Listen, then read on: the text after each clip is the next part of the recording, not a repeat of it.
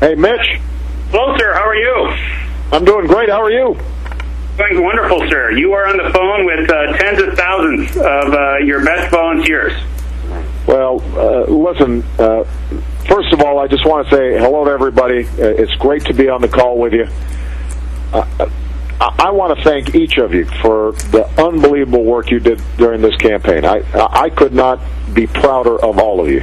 Obviously, it meant a lot to me personally.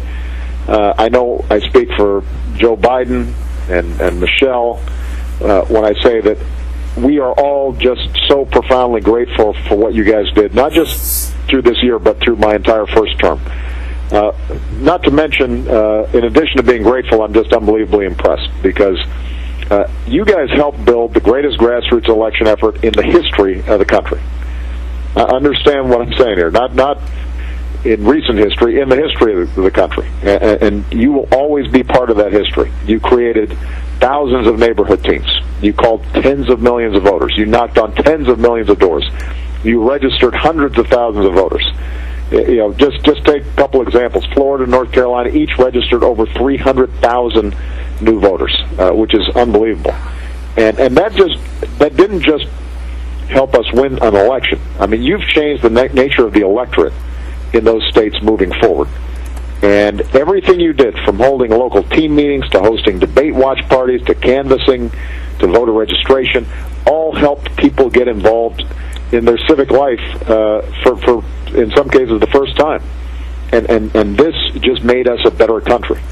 So I am so proud of what you guys did and so proud of what you accomplished. This was a long, hard-fought race. It had a lot of ups and downs. But you guys always kept your eye on the ball. You worked hard. You didn't let the story of the day or the week distract you.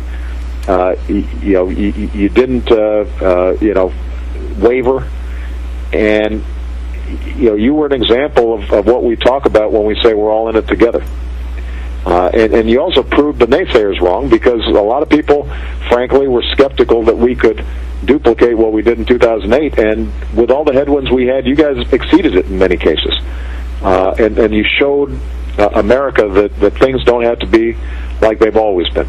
And on a personal note, you guys stuck by me through good days and bad days, weeks where everybody said we couldn't lose, weeks when we said we couldn't win.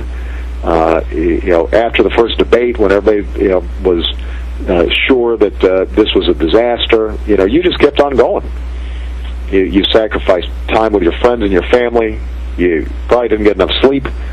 All of which not just made our victory possible, but changed the conversation in the country about who we are and how we need to move forward. To all of you, a lot of you I had a chance to meet on the campaign trail. Some of you I never met, but I'm so proud of what you guys accomplished, and I will always be in awe and inspired by what you've done. Now, so that's the good news. The bad news is our work can't stop now because, as we learned in the first term, in some ways an election is just the beginning. It's not the end point. It's a means to a goal, and that is to actually help families all across the country. So we've accomplished a lot, from health care reform to Wall Street reform, but we've got a lot more to do. That's why I ran for a second term, and that's why you guys worked so hard. So as we move forward, there are going to be new wrinkles, new frustrations. We can't predict them yet. We're going to have some triumphs and some successes, but there are going to be some tough days. Starting with some of these negotiations around the fiscal cliff that you guys have probably read about, and making sure that our tax system is fair. So we're going to need you guys to stay active.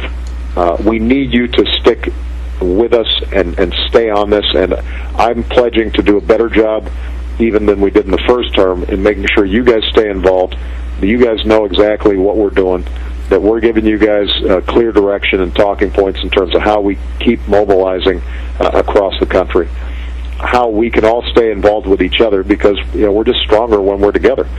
And this gives me a good opportunity just to say, obviously, I think I speak for the volunteers to say how proud we are of Mitch and all the state directors and all the incredible staff, most of whom are still under 30, it seems like, but they worked so hard and poured their heart into this thing.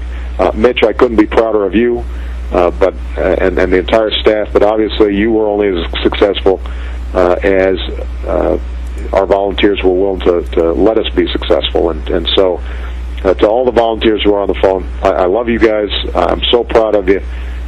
You should take a breath and just kind of look at what you've accomplished and what you've done. America is never going to be the same because of what you've done. It's just a better place because of your involvement. And Mitch is going to talk to you about how you can stay involved, so don't let up. And I expect to keep seeing a bunch of you as I'm traveling, and one of my pledges for the second term is to get out of Washington more often because it's just good for my soul.